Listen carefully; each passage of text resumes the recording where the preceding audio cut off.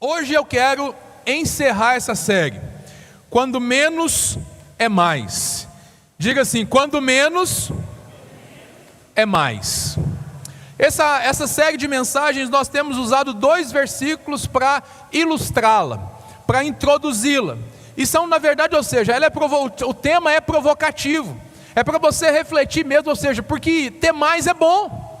Ter mais é bom. Ter mais dinheiro é bom. Certo ou errado? Certo ou errado? Ter mais dinheiro é bom. Ter mais tempo é bom. Ter mais influência é bom. Ter mais saúde é muito bom. Ter mais, assim, ter as coisas, ou seja, o mais não necessariamente é ruim. Mas é importante que a gente entenda que muitas das vezes, menos é mais. Aí você fala assim, mas parece ser contraditório. Olha o que a Bíblia mostra para nós, e nós refletimos sobre isso as últimas 2 semanas, e hoje nós vamos encerrar. Provérbios capítulo 15, verso 17. Provérbios capítulo 15, verso 17. Diz o seguinte: é melhor ter verduras na refeição, onde há amor, do que um boi gordo acompanhado de ódio. Por mais que um boi gordo, uma carne saborosa, seja aí maravilhoso, seja muito bom, se for em volta de ódio, de discórdia e tudo, isso não tem graça nenhuma. Não tem graça nenhuma. Então, ou seja, não adianta você ter tudo isso, se isso vem tudo com ódio, ou seja, lhe falta o principal. Lá em Eclesiastes, o capítulo de número 7, o verso 8, vai dizer para nós outra relação. E a gente precisa pensar sobre isso, porque diz o seguinte: o fim das coisas é melhor do que o seu início, e o paciente melhor que o orgulhoso. Então, ou seja, quando a gente começa a pensar, fala assim, olha, o importante na verdade não é necessariamente como a gente começa, é importante começar bem. Começar bem é bom, mas mais importante do que começar bem é terminar bem. Talvez você tenha começado mal, você não tenha começado da melhor maneira, mas eu quero dizer para você que você ainda pode terminar melhor, amém? Amém ou não amém? Uma última frase, e essa frase vai fazer muito sentido com o que nós acompanhamos aí na mídia nos últimos dias. Preste atenção: autoestima e patrimônio não são sinônimos.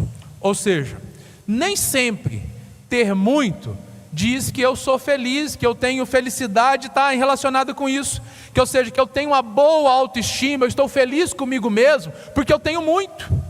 Quando a gente olha para isso, a gente vai perceber o seguinte: olha, às vezes o ter mais e o ter muito não garante que a pessoa vai ser feliz e que ela vai ter sucesso. Essa última semana aí, ou seja, os noticiários aí a palavra é inundados, foram submersos. A notícia lá do submarino. Quantos viram a notícia do submarino lá, que foi visitar o Titanic lá embaixo? Vocês viram a notícia? Agora sim, é lógico que a gente lamenta o destino daqueles tripulantes e tudo, mas em tudo a gente pode refletir. Por quê? Aquele passeio ali custou para cada um dos participantes $250 mil. Você tem ideia do que é isso? $250 mil para cada tripulante ali. É muito dinheiro. E esses que foram lá tinham muito mais. Mas eu garanto para vocês que eles dariam tudo o que eles têm para que eles tivessem a oportunidade de sair dali, que infelizmente eles não conseguiram. Percebe? O quanto que muitas das vezes, ou seja, o possuir, ele não é necessariamente um sinônimo de ser feliz. Percebe isso? Ou seja, é chocante, a gente olha e fala assim, mas como que pode? Isso tudo é para a gente pensar na verdade, e para fazer você pensar sobre a sua realidade, sobre a sua vida, sobre o fato que você está vivendo hoje, nesse tempo. Ou seja, nós estamos aí, como eu disse agora, chegando no início, uma grande oportunidade para você se envolver num programa, na verdade, para preparar você para esse tempo. Por quê? Porque nós temos dificuldade com decisões, com escolhas. O profeta Ageu diz o seguinte, Ageu capítulo 1, verso 7: vejam onde os seus caminhos o levaram. Aí eu pergunto para você, como é que está a sua vida? Está pesada? Está difícil? Está complicado? Como é que estão as coisas? Você se sente realizado? Você se sente em paz? Esses dias, ou seja, eu conversando com uma pessoa, ou seja, é tão interessante como na verdade, ou seja, Deus está trabalhando nas nossas vidas, e a gente percebe, ou seja, esse mover de Deus, ou seja, no dia a dia, na vida das pessoas.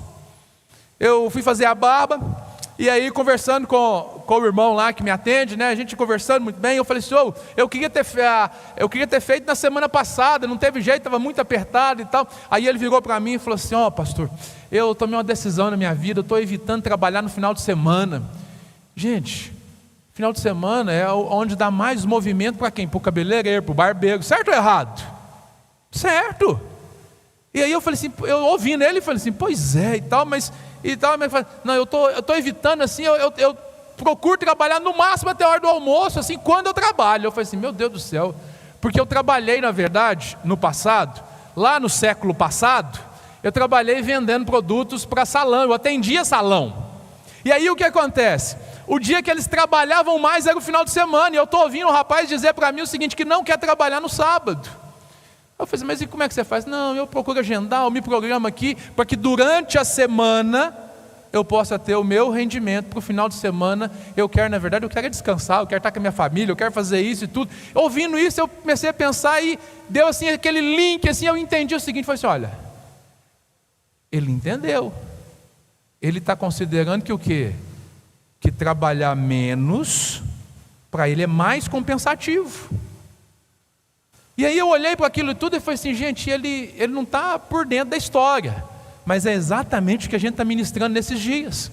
É a gente avaliar e perceber o seguinte. Aí eu conversando com ele, eu falei assim, mas espera aí, me responde uma coisa, por quê? A maioria dos salões daquela época, que onde eu trabalhava lá, e hoje alguns fazem isso ainda, eles faziam o quê? Eles trabalhavam no sábado, mas quando era segunda-feira não tinha jeito de atender eles, porque eles estavam de folga.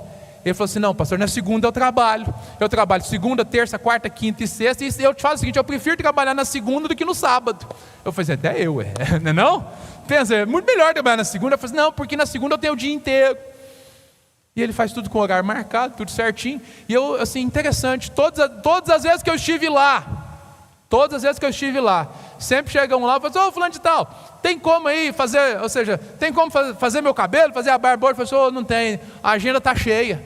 Eu falei assim, esse irmão entendeu o que nós precisamos entender para a nossa vida e para a nossa realidade, o seguinte, que as nossas escolhas definem na verdade aonde nós estamos, que cada um de nós tem o que tolera, que cada um de nós na verdade vive a vida conforme as escolhas que toma. Em que momento? No seu dia a dia. Qual que é o grande problema? É que muitas das vezes nós não lidamos bem com escolhas, nós não sabemos, nós não valorizamos aquilo que de fato tem valor, e às vezes a gente perde por causa disso. A gente faz umas quedas de braço, a gente briga umas lutas que não fazem sentido.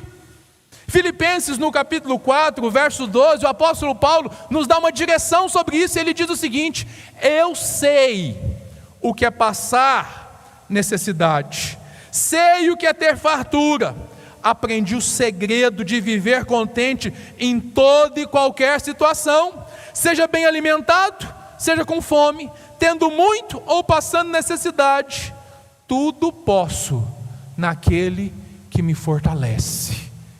Sabe o que eu penso muitas das vezes? As nossas escolhas são prejudicadas muitas das vezes porque nós não confiamos e não cremos de fato no que a Bíblia está dizendo. Porque a Bíblia está dizendo para nós, ou seja, olha, na nova tradução da linguagem de hoje vai dizer o seguinte, com a força que Cristo me dá, eu posso todas as coisas. E quanta coisa você tem sacrificado, quanta coisa tem deixado para trás, se desgastando com coisas que na verdade não tem valor, e você olha, e quando você na verdade deveria aproveitar o melhor dos seus dias, você não consegue. Conversando o final da resenha, né, com o barbeiro lá, foi que eu aproveitei a oportunidade, eu falei assim, pois é, eu estou pregando sobre isso, E aí, ou seja, tive uma conversa boa lá, foi gostoso demais. Tive a oportunidade de compartilhar do evangelho para ele enquanto ele fazia minha barba, amém? E é bênção de Deus, amém? Agora, presta atenção, tudo na nossa vida, na verdade, nós precisamos pensar sobre isso, ou seja, aonde nós estamos hoje é resultado do que? Das nossas escolhas. Nas últimas 2 semanas nós paramos para reavaliamos na verdade os nossos relacionamentos, reavaliamos os nossos hábitos e comportamentos, e hoje a gente vem para falar sobre espiritualidade. A gente vem falar, ou seja, de fato sobre isso que é tão importante, a nossa fé, a nossa espiritualidade. Alguém disse que a gente precisa compreender o seguinte, que fé demais não cheira bem. Fé demais não cheira bem. Como assim? A gente precisa ter cuidado para não confundir religiosidade com espiritualidade real. Às vezes a gente olha para as pessoas pelos comportamentos, por aquilo que elas estão fazendo, talvez ou seja por fatores exteriores, e a gente acha que aquelas pessoas têm uma espiritualidade assim absurda, quando na verdade aquilo é só casca. E a gente olha, na verdade, e não percebe que a espiritualidade vai muito além das aparências. Espiritualidade não é sobre falar muito, espiritualidade é sobre ser.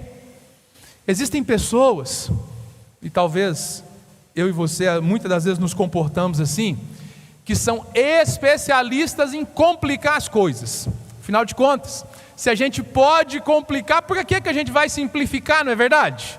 Tem muita gente que em vez de simplificar as coisas, eles complicam. Em relação à espiritualidade é desse jeito. Para viver uma vida de fé, de fato, as pessoas na verdade colocam um padrão tão complexo, tão difícil, que fica inatingível. E na verdade ele mesmo não consegue. O que a gente tem pregado nesses dias? O que a gente tem na verdade feito que você entenda, que você reavalie? Olha, religião se aprende. Agora, a vida cristã, ela se recebe, ela se vive. Eu posso na verdade aprender, ou seja, a forma de fazer como tantos fazem, mas não necessariamente eu vou ter a mesma espiritualidade. E é isso na verdade que o Senhor quer nos confrontar, na verdade nessa noite, que o Senhor quer que a gente olhe para a Bíblia Sagrada e entenda o seguinte, olha, qual que é a espiritualidade que Deus espera de mim e de você? O que é de fato espiritual? Espiritual é o quê? É vir na igreja espiritual? É fazer coisa para Deus que é espiritual? É ofertar financeiramente que é espiritual? O que vem a ser? Todas essas coisas na verdade elas podem ser espirituais, mas podem também não ser. Então por isso que é necessário a gente reavaliar e pensar na verdade sobre aquilo que nós estamos vivendo. Na noite de hoje eu peço que você abra a sua Bíblia comigo no Evangelho de João, capítulo 15. E nós vamos ler um texto na verdade que vai ilustrar, que vai nos conduzir nessa reflexão. Evangelho de João, capítulo de número 15. Eu vou ler o texto e eu peço que você deixe aí aberta a sua Bíblia. Se você trouxe caneta, se você vai usar o celular aí, usa aquela Bíblia que você marca, porque a gente vai fazer algumas anotações aí. Então, ou seja, eu vou usar outras referências, mas as outras referências vão ser projetadas aqui no telão. Então, mantenha a sua Bíblia aberta em João capítulo 15.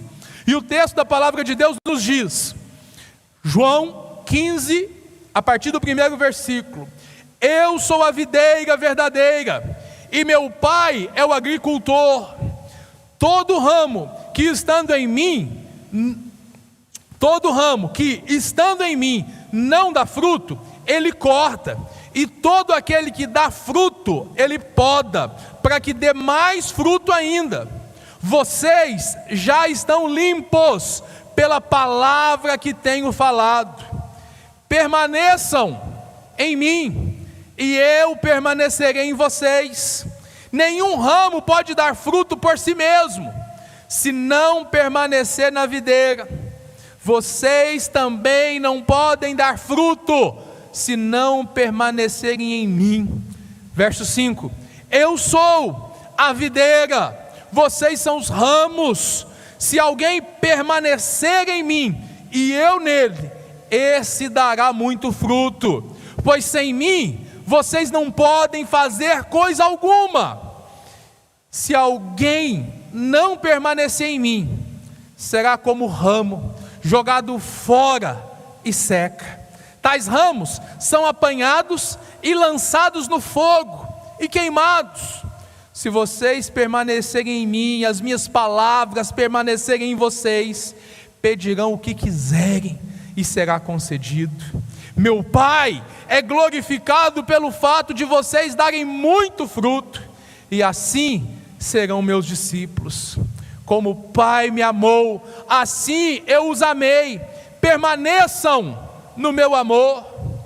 Se vocês obedecerem aos meus mandamentos, permanecerão no meu amor, assim como tenho obedecido aos mandamentos de meu Pai, e em seu amor permaneço. Verso 11: tendo dito estas palavras, tenho dito estas palavras, para que a minha alegria esteja em vocês, e a alegria de vocês seja completa. O meu mandamento é este: amem-se uns aos outros, como eu os amei. Ninguém tem mais amor do que aquele que dá a sua vida pelos seus amigos. Vocês serão meus amigos, se fizerem o que eu ordeno. Já não os chamo servos, porque o servo não sabe o que o Senhor faz. Em vez disso, eu vos tenho chamado de amigos, porque tudo que ouvi de meu Pai, eu tornei conhecido a vocês. Este é um sermão de Jesus, que a gente percebe que é um sermão de despedida. Está chegando, na verdade, os últimos momentos do Senhor Jesus com seus discípulos, antes, na verdade, dele ir para a cruz e, enfim, cumprir o propósito dele. Agora, o que eu quero chamar a sua atenção, é que na nossa rotina de fé e espiritualidade, nós sofremos um ataque terrível, e esse ataque, na verdade, ele vem diretamente do inferno. Para quê? Para complicar a sua cabeça, para fazer com que você não entenda. Ou seja, o diabo, ele influenciou e complicou a espiritualidade das pessoas. Só para você ter uma ideia, existem grupos religiosos, como, por exemplo, os hindus, que é uma baita religião no mundo, que é um dos maiores grupos religiosos do mundo, que eles têm, na verdade, múltiplos deuses. Alguns chegam a dizer que eles teriam ali aproximadamente 33 milhões de divindades. Consegue imaginar o que é isso? É muita coisa. Mas mesmo que não fosse isso tudo, que seja menos, é complicado. É muito complicado, e as pessoas, na verdade, começam a colocar a sua fé em inúmeras coisas, em pessoas, em objetos, em animais. E a gente for olhar para o mundo inteiro, você vai perceber que tem pessoas que adoram e cultuam as mais diversas situações. Agora, a palavra de Deus é simples. Nós servimos a quantos deuses? Um Deus, que se manifesta como Pai, Filho e Espírito Santo, mas mesmo se manifestando Pai, Filho e Espírito Santo, Ele é um Deus. Nós temos um livro, a Bíblia. Para quê? Isso tudo é a intenção de Deus em mostrar que as coisas são simples. O que nós precisamos fazer é nos relacionar com esse único Deus, aprendendo e falar assim, mas como que eu me relaciono com Ele? Bom, Ele deixou um único livro, a Bíblia, para que a gente possa ler e entender, na verdade, como que a gente pode viver essa espiritualidade. E aqui, Jesus utiliza, na verdade, ou seja, da vinha. Por quê? Porque a vinha era algo comum para os judeus, era comum para eles, ou seja, para o povo de Israel, ou seja, era algo que estava no dia a dia deles. E a Bíblia vai chamar, na verdade, o Antigo Testamento chama Israel, o povo de Deus, de a vinha do Senhor.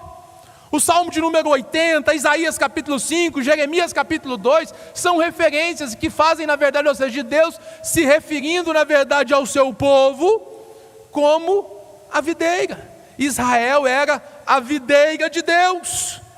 E aqui, na verdade, nós lemos, e Jesus está dizendo, olha, eu sou a videira, vocês são os ramos, para mostrar, na verdade, a necessidade que nós temos de estar conectados com Ele, ligados nele. E o desafio nosso nessa noite é reavaliar a nossa espiritualidade. Como está a sua vida com Deus? Como que você se relaciona na verdade com esse Deus? Como que você vive a sua espiritualidade? Bom, Jesus vai nos dar algumas direções e eu passo a segui-las a partir de agora. O texto mostra para nós com clareza que nós precisamos, primeiro, definir quem você é e quem é Deus na sua vida. Você precisa definir quem você é e quem Deus é. Jesus está dizendo e Ele está sendo claro: eu sou a videira verdadeira, meu pai é o agricultor. Ou seja, Jesus sabia quem Ele era, e Ele está dizendo: vocês são os ramos. Simples, claro, objetivo. Porque entender isso vai mostrar na verdade qual que é o nosso papel. Falhar em perceber o seu papel, o seu propósito, quem você é, faz com que você viva uma vida sem propósito. Faça com que você se relacione com Deus de maneira errada. Por exemplo, a sua oração mostra isso. Como que você se relaciona com Deus? Quando os discípulos pediram para Jesus ensinar eles a orar, Jesus ensinou eles dizendo o quê? Vocês vão orar assim: Pai nosso que estais nos céus, santificado seja o teu nome. Ele vai ali apresentar em João capítulo 6 um modelo de oração. Mas a chave na verdade é você perceber o relacionamento. É como que você vai orar? É como um filho que fala com seu pai, de intimidade. Mas muitas das vezes nós nos relacionamos com Deus, ou seja, como se nós fôssemos o Senhor e Ele o garçom. Por quê? Quando é que você fala com o garçom? Você chega lá no restaurante, lá com a sua família e tudo. Quando é que você vai conversar com o garçom? Quando você precisa dele. E tem muita gente que só procura Deus quando precisa.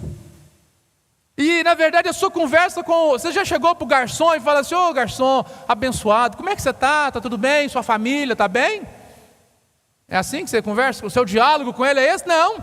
Você fala assim: ô gente boa, amigão e tal. Você pode ser cordial, educado, e glória a Deus por isso. Mas você só faz isso porque você deseja que ele faça algo por você. Me dá isso, aquilo, aquilo outro. Me dá isso, aquilo, aquilo outro. Não chegou ainda, está demorando. Cancela, faz de novo e tudo. E aí você vai ver o seu relacionamento com o garçom, como é que é. Agora preste atenção. Inúmeras pessoas se relacionam com Deus dessa forma. Por quê?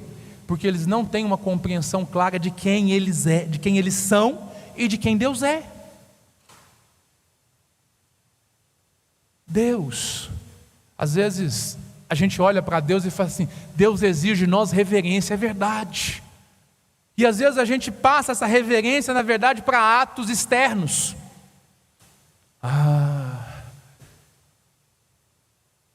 Atos externos, que tipo de atos? Costumes, religiosidade. Em alguns lugares, hoje eu estaria apropriadamente vestido para pregar. Mas você sabe que eu só estou usando esse terno que está fazendo frio. Normalmente, ou seja, a gente não usa, mas em alguns lugares parece que na verdade o exterior se tornou o sinal da espiritualidade. E não é. Entende? A espiritualidade, ela é dita na verdade, a marca da espiritualidade é o relacionamento. Um dia eu fui questionado por um amigo, a gente estava num culto, né? E eu fui participar do culto lá, um culto de jovens. E eu cheguei lá, chamei 2, 3 jovens, fui levar eles. E aí sentamos lá, tinha um culto de jovens numa igreja amada que a gente ama muito aí. E aí o que acontece? A hora que eles me viram, o pastor falou de mim: pastor, senta com a gente aqui. E eu estava de camisa gola polo, eu estava de calça jeans. Eu falei assim: esses irmãos, deixa eu aqui. Não, vem pra cá. Falei, tudo bem, vou lá. Sentei lá com eles, né? Aí um amigo meu que estava do lado, que gostava assim de bater capa em mim, falou assim: mas rapaz, se você fosse diante de um juiz, você ia vestido desse jeito? Batendo capa em mim mesmo, por quê? Porque eu não estava vestido apropriadamente. Agora na presença do Senhor dos Exércitos, você se veste assim? Eu falei assim: meu irmão, eu estou na casa do meu pai, e diante do meu pai eu me apresento do jeito que eu sou, eu tenho intimidade com ele. Você entende isso? Que na verdade, ou seja, isso na verdade são exemplos, na verdade, do quanto que a gente complica as coisas. A espiritualidade, ela é marcada, na verdade, não é por aparências, mas é pelo relacionamento. Mas para isso é necessário você entender quem você é e quem Deus é na sua vida. Quem Deus é na sua vida? Ah, pastor, Ele é o meu Salvador, Ele é o meu Senhor. Bom, se Ele é o seu Senhor, Ele precisa, na verdade, ocupar o lugar que é dele. Muita gente se complica exatamente porque está confundindo os papéis. Mas eu te ajudo. O Senhor, Ele é o Deus Criador dos céus e da terra, o Todo-Poderoso. Mas Ele é o seu Pai. E Ele deseja, na verdade, ter comunhão com seus filhos amados. O próprio Jesus, Ele decidiu que Ele não seria mais o único Filho de Deus, unigênito. E Ele falou assim, não, eu vou ser o primogênito, o primeiro de muitos irmãos. E quem são esses irmãos? Olha para o seu lado aí, tem um irmão de Jesus aí do seu lado, amém? Dá um sorriso para esse abençoado aí e fala assim, irmão de Jesus, glória a Deus pela sua vida. Amém ou não amém? Me ajuda a pregar, irmão, diga amém.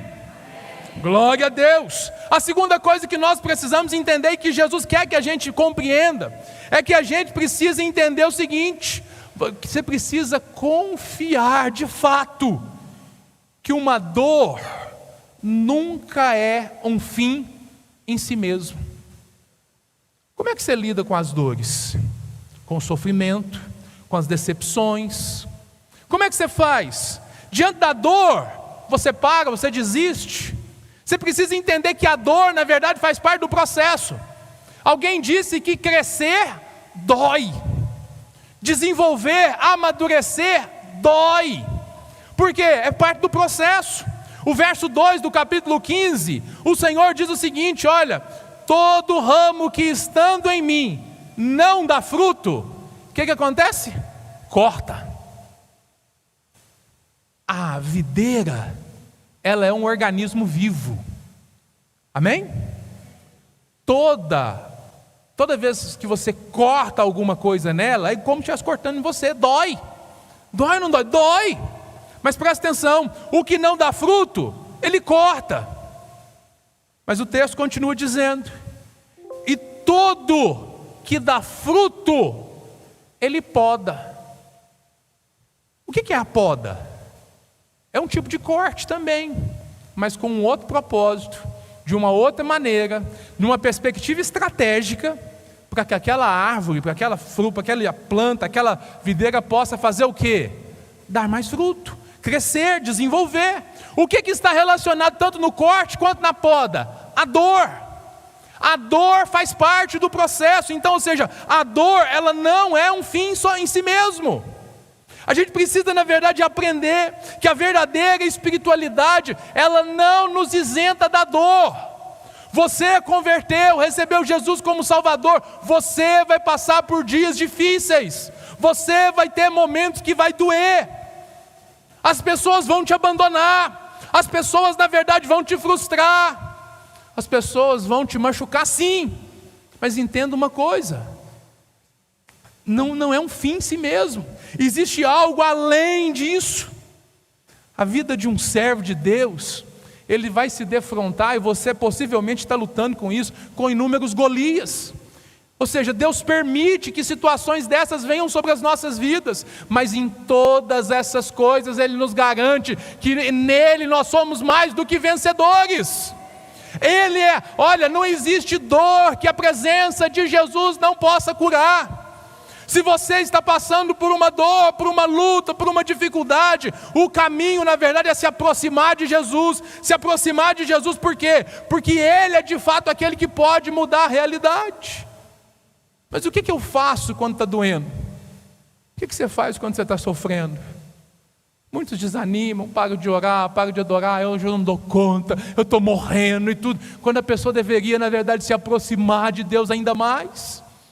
O salmista orou e dizia o seguinte: oh minha alma, por que você está abatida? Ele se voltou para o Senhor. O próprio Davi enfrentou um momento de angústia terrível, quando ele volta do exército dos filisteus ali para o acampamento e encontra, na verdade, ou seja, ele e seus 400 valentes, ele entra, ou seja, no acampamento dele e descobre o quê? Que eles haviam sido assaltados, que os filhos, as mulheres tinham sido tudo levados. Naquele dia, aqueles homens guerreiros fortes experimentaram uma dor terrível, porque de que valia a força, a capacidade deles de lutar, vencer exército e tudo mais? De que tinha valido isso tudo? Se quando a família deles precisou, eles não estavam lá. E o texto vai dizer que aqueles homens choraram, na verdade, amargamente naquele dia. Agora, enquanto eles estavam chorando, Davi estava passando pela mesma dor, e eu chego a dizer que maior. Por quê? Porque ele era o líder, porque era ele que estava conduzindo aquele povo, era ele que estava, na verdade, ou seja, à frente daquilo tudo que estava acontecendo. Mas em vez de chorar, na verdade, ou seja, não apenas isso que ele fez, mas Davi, o texto diz que ele se fortaleceu no Senhor e no seu forte poder. É a gente entender o seguinte: olha, eu não sei o porquê que isso está acontecendo, mas o Senhor está no controle de todas as coisas. Eu não sei o que está acontecendo na minha vida, mas eu confio no Senhor. Jó, na verdade, teve essa experiência. Perdeu os filhos, perdeu o dinheiro, perdeu tudo. A esposa vira e fala assim: Jó, a coisa está ruim demais, amaldiçoe esse Deus seu e morre. O Jó virou e falou assim: não, eu sei que o meu Redentor vive, e no fim ele vai se levantar sobre todas essas coisas. Eu sei, na verdade, o que eu estou vivendo. Ou seja, a espiritualidade, ela vai para além das coisas que são aparentes. Ela está marcada, na verdade, no nosso relacionamento. Mas para isso a gente precisa entender, na verdade, ou seja, que a dor não tem um fim em si mesmo. É entender o nosso papel diante de Deus. Compreender uma palavra-chave que nós lemos nesse texto. Compreenda a essência do permanecer. Fala comigo, permanecer. Verso 4 do capítulo 15. Coloca para nós, por gentileza. João 15, verso 4. Quando eu falar só o versículo, é porque é João 15, amém? Está comigo aí? Firme? Então vamos lá. João 15, capítulo 4. Permaneçam em mim, e eu permanecerei em vocês. Nenhum ramo pode dar fruto por si mesmo, se não permanecer na videira. Vocês também não podem dar fruto, se não permanecer em mim. Qual que é a palavra-chave? Permanecer. Nesse texto que nós lemos, o verbo permanecer, nós lemos ele 11 vezes. Em 15 versículos que nós lemos, esse verbo permanecer foi dito 11 vezes. Por quê? Porque de fato, ou seja, a espiritualidade, ela é marcada pela essência da gente permanecer. Vem as dificuldades, vem as lutas, mas nós vamos permanecer no Senhor. A luta, a dor, a dificuldade pode vir, mas eu vou, na verdade, continuar. Olha, a palavra de Deus, o verso 3 vai dizer que ela nos purifica. Agora, é por isso que nós estamos encorajando você a ler a Bíblia todos os dias. Por quê? Porque é por meio da palavra que você é purificado, que você é transformado, para que você possa, na verdade, entender aquilo que o Senhor, na verdade, quer realizar nas nossas vidas. É por isso que é necessário ler, e não apenas ler, meditar na palavra, ouvir a palavra. Por quê? Porque a palavra de Deus é esse agente de purificação. É o que, na verdade, purifica a nossa mente em relação ao mundo. A gente ocupa o nosso tempo com tanta coisa, e na verdade, às vezes a gente distrai. Olha, não são coisas que são necessariamente erradas, mas se elas ocupam um lugar que é de Deus, elas se transformam, na verdade, ou seja, em coisas erradas. E é isso que eu preciso ter clareza sobre isso. Eu preciso entender e defender, na verdade, ou seja, olha, se eu quero permanecer, eu preciso me fortalecer no Senhor, porque quando eu permaneço no Senhor, eu dou fruto. Quando eu permaneço no Senhor, eu me torno frutífero. E a gente não percebe, na verdade, que nós estamos fazendo o quê? Vem a luta, vem a dificuldade, a gente sai fora, a gente se esconde por ali, a gente se esconde por aqui, a gente desiste, e a gente não percebe que a religião, ela tenta produzir a fé pelo esforço e pelas boas obras. Esforço tem o seu lugar, boas obras têm o seu lugar, mas não é o principal. É, na verdade, o resultado de permanecer no Senhor. O que me dá força, na verdade, para pregar, para ir além, para continuar, para não desistir, é porque eu estou ligado no Senhor. Toda vez, na verdade, que eu começo a me sentir fraco, eu começo a desanimar, eu percebo que é porque eu estou me distanciando. Eu preciso me aproximar, eu preciso estar mais perto de Jesus, porque é assim que eu vou experimentar a transformação. Os frutos na vida cristã, eles precisam, na verdade, ou seja, eles envolvem essa perspectiva, essa disciplina de permanecer, de não arredar o pé até que a coisa aconteça, de permanecer em oração e continuar. As coisas não aconteceram como eu queria, está difícil ainda, mas eu vou permanecer. Se o Senhor falou, Ele vai cumprir, nenhuma das suas promessas vai falhar. Mas eu preciso, na verdade, avançar nessa perspectiva, permanecer nele, porque quando eu permaneço nele, eu consigo a provisão, a força para avançar. Quando eu permaneço em Jesus, eu avanço, na verdade, para aquilo que Jesus espera de nós. O que Jesus espera de nós? Que nós possamos desenvolver um relacionamento com Ele. Nosso relacionamento com Jesus é que vai nos levar à frutificação. Ele disse, lá no verso 5, eu sou a videira, vocês são os ramos. Se alguém permanecer em mim e eu nele, esse dá muito fruto, pois sem mim vocês não podem fazer coisa alguma. Você olha para a sua vida profissional, ela é só você ou é você e Deus? Seu casamento é você e seu marido, você e sua esposa só? Ou você tem um casamento aí a 3? Que isso, pastor? Misericórdia, casamento a 3? Não, é a 3. É você, o seu cônjuge, Deus. Você entende? É a chave, é ter Deus em todas as coisas, é trazer Deus para o centro de todas as coisas. Você já imaginou se todas as suas decisões, elas tivessem assim o carimbo de Jesus, e fosse assim, opa, aprovada? Será que tem? Será que tudo que você está fazendo é o que Jesus espera que você faça? É o que Jesus quer que você faça? Está relacionado com o propósito quando Ele te criou? É aquilo que Ele planejou para você? Ou na verdade você está vivendo os seus planos? Ou os planos de outras pessoas? Quantas das vezes a gente não para pensar o seguinte: tudo começa em Deus. Ele nos ama, Ele nos recebe como nós somos, como nós estamos, mas Ele quer transformar a nossa vida. Mas essa transformação, ela vem na verdade por meio do relacionamento. Não é por meio de fazer coisas, não é por meio de obedecer, de participar de atividade, não, é de relacionar com Ele.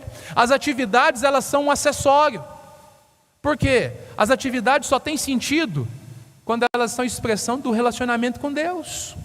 Quando a gente está relacionando com Deus, querido, as coisas mudam. Ou seja, o relacionamento, ele é a chave. A gente aprende, na verdade, o quê? Que as frutas que são mais gostosas são aquelas frutas que são orgânicas. Elas não são só mais gostosas, elas são bem mais caras também. Aquilo que recebe algum aditivo para forçar o crescimento, aquilo não tem o mesmo sabor. Já percebeu isso? Sim ou não? Um franguinho caipira, tem gente que compra por quase R$100, e outro compra o frango por... Quanto que é o quilo de frango? Normal, de granja aí? Por que o outro é mais caro? Por que o outro é mais saboroso? Por que o outro tem mais valor? Por uma série de fatores que você conhece. Então, ou seja, relacionamento a gente não desenvolve, na verdade, do dia para a noite. É, na verdade, uma construção diária, todo dia. Os frutos que nascem sob pressão, apressadamente, aquela oração apressada, aquela forma de se relacionar com Deus assim, dá para Deus o que sobra lá na tábua da beirada. Que Deus quer o seu melhor, é o melhor do seu dia, é o melhor da sua vida. Por quê? Porque Ele deu o melhor por você. Você entende isso? E às vezes o que nós oferecemos para Deus é o quê? É o que resta. E a gente não entende, na verdade, que isso está manifestando que nós estamos, a nossa espiritualidade está capenga. Mas está faltando o quê? Reflexão. Eu abro mão de tudo por conta do meu trabalho. Eu abro mão de tudo por conta das pessoas. mas eu não penso duas vezes em abrir mão do meu relacionamento com Jesus. Quando que isso acontece? O tempo todo. Eu tenho levantado todos os dias e eu tenho falado com Deus o seguinte: Senhor, o que o Senhor tem para mim nesse dia eu quero, eu recebo. O que o Senhor não tem para mim eu rejeito, eu não quero. Tira dos meus olhos, tira da minha frente, tira do meu coração o que o Senhor não quer. Sabe o que isso faz? A vida torna mais leve. Essa semana eu fui negociar uma máquina lá para a Dejane. E aí o que acontece? Os irmãos me conhecem, eu tenho um temperamento assim, às vezes eu sou muito afoito, né? E às vezes o que acontece? Eu quero resposta. Eu mando uma mensagem assim, e eu fico assim olhando para o telefone para ver os irmãos responder. É assim que funciona. Deus está tratando comigo, amém? Deus está tratando, estou melhorando, aleluia. Mas aí eu fui lá, né? E aí eu falei assim, qual que é o preço e tal? Deu o preço, eu falei assim, eu só posso pagar se for desse jeito. E paguei. Não, tem que ser desse jeito. Aí a pessoa falou assim, tá bom, vou pensar, vou conversar. Eu falei assim, não, amém, glória a Deus, está na paz. Dentro de mim eu queria ir além. Eu queria cavacar mais para já resolver o negócio, fechar o negócio ali. Mas eu falei assim, se for de Deus vai dar certo e é desse jeito. Se não for de Deus, glória a Deus, aleluia, vai ser bênção para mim e para a pessoa também. Entende que na verdade você precisa entender, ou seja, esse equilíbrio, e é Deus que faz isso. A gente na verdade fala assim, se for de Deus eu quero, se não for não quero. Então tira, fecha as portas que precisa fechar. A porta que Deus abre, ninguém fecha, amém? Mas aqui ele fecha, ninguém abre. Você tem coragem de levantar e falar assim, Deus, fecha todas as portas que não provém do Senhor. Já pensou que aquela promoção que você está sonhando, de repente não... Já imaginou? E aí você fala assim, ai Jesus, não dá para negociar, Jesus. É assim, sim, não, não. É assim que as coisas funcionam. Você precisa entender que a chave do relacionamento com Jesus é permanecer. Permanecer em Jesus é a chave do coração do Pai. Permanecer junto com Jesus, quem tem o Filho, tem o Pai. Você entende isso? Se você, ou seja, se Jesus está junto com você, se você vive esse relacionamento de intimidade com Ele, as coisas vão fluir. O verso 7 diz, reafirma, diz, se vocês permanecerem em mim, eu no Senhor, e as minhas palavras em você. Como é que as palavras vão permanecer em você? Vou te dar algumas dicas. Você precisa ler, você precisa falar delas, recitar, cantar. Tem alguns textos que eu sei de cor. Bendito seja o Deus e Pai de nosso Senhor Jesus Cristo, que já nos abençoou com todas as bênçãos nas regiões celestiais. Diga amém. É a palavra de Deus, é sobre a minha vida e a sua. Por que eu sei esse versículo de cor? Porque eu decoro, porque eu falo ele, eu prego ele está sempre junto, está nos meus olhos, eu vou guardando isso. Você sabe de cor a escalação do seu time que jogou ontem. Se ele ganhou ou perdeu, né? Fazer o quê? Mas você sabe. Já imaginou isso? Tem tanta coisa que não é que é errada, não é que é pecado, mas que não agrega nada para a sua vida, não tem poder de transformar a sua vida em nada. Mas a Bíblia está dizendo que se eu permanecer nele e as palavras dele permanecer em mim, pastor, como que as palavras de Jesus vão permanecer em mim? Lembra volta lá no início da mensagem, um único livro, lembra? Você só precisa ler um livro, para você entender as palavras de Jesus. É a Bíblia. Leia ele todo dia, um pouquinho, 15 minutinhos por dia, você lê ele em um ano, amém? Aí por onde que eu começo? Vou te ajudar, entra no Instagram, Vale das Bênçãos Online, todo dia sai lá para você ler, 4 porções, para você ler, para você não enjoar, você vai ler a Bíblia inteira, e vai ser bênção para a sua vida. 7, entenda que os frutos evidenciam o discípulo. O que testifica que você é discípulo? Que você tem fruto. Não é a sua roupa, não é a sua maneira de falar, não é o jeito que você... É o fruto, é o resultado. O texto diz, verso 8: meu Pai é glorificado pelo fato de vocês darem muito fruto, assim vocês serão meus discípulos. Eu sou discípulo de Jesus. Se você é discípulo de Jesus, você precisa dar fruto. Se não está dando fruto, tem alguma coisa errada com a sua conexão, com a sua espiritualidade.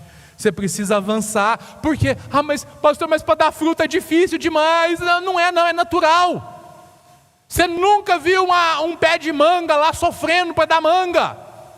É natural, flui dele, natural. Ele só precisa estar vivo. Ele só precisa estar conectado. Entende? Discípulo de Jesus que não dá fruto é porque está desconectado. E Jesus está dizendo para você o seguinte: permaneçam em mim e eu permanecerei em vocês. Sem mim vocês não podem fazer nada. Mas ele diz mais, ele diz o seguinte: o meu Pai é glorificado por vocês darem muito fruto. O que eu faço para agradar a Deus? O que eu faço para agradar a Deus? Dê fruto. Dê fruto que agrada a Deus. Mas isso é muito difícil, tem muito sofrimento. Querido, não tem. Sabe por quê? Ele diz o seguinte: para que a minha alegria seja completa. E a alegria dele ele vai dar para você. Não existe alegria maior do que você perceber que por meio da sua oração, da sua palavra, de você receber a pessoa bem, de você conduzir a pessoa até Jesus, você tirou aquela pessoa do inferno e levou aquela pessoa para o céu. Que aquela pessoa está tendo a oportunidade de ter um relacionamento com Jesus. Isso é poderoso, mas isso precisa, na verdade, fazer parte das nossas vidas. A pergunta que eu te faço é: você tem dado alegria plena a Deus com a sua forma de viver para Ele? A vida, a sua espiritualidade está alegrando o Senhor ou não? Talvez seja por isso que a sua vida não está tão boa. Lembra das dores, das dificuldades, dos problemas e tudo? Tudo é questão, na verdade, de prioridade. Porque Ele diz o que o Senhor disse? Mateus 6,33: buscai, pois, em primeiro lugar o reino de Deus, e todas as demais coisas vos serão acrescentadas. O que você está precisando, o que você está lutando, o que você está chorando e tudo, olha, vai ser acrescentado, vai ser liberado sobre a sua vida, se você, na verdade, desenvolver esse relacionamento com Ele. E isso vai testificar que você é discípulo dEle.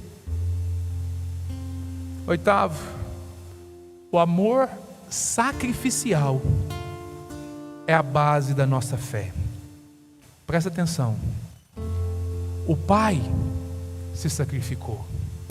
Deus amou o mundo de tal maneira que deu o seu Filho Jesus. Ele se esvaziou de si, habitou entre nós. Isso já é terrível.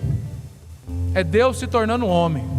É Deus decaindo do lugar que Ele está. Mas não foi só isso. Ele habitou entre nós, sem pecado. Ele morreu na cruz, no nosso lugar. Na cruz, o Filho se sacrificou. Entende isso? O Pai e o Filho se sacrificaram para quê? Para tornar possível eu e você nos tornarmos íntimos deles, filhos de Deus. Porque todos que o recebem, Deus o direito de serem chamados filhos de Deus, co-herdeiros com Cristo, irmãos de Jesus. Ele é o primogênito. A gente olha para Ele, Ele é o nosso exemplo. Mas qual que é o exemplo? É o amor sacrificial. Verso 13: ninguém tem maior amor do que aquele que dá a sua vida pelos seus amigos. Foi isso que Jesus fez por mim e por você, amém? Nono, fica de pé no seu lugar. A prova do amor a Deus. Como que eu provo que eu amo a Deus? A prova é a obediência.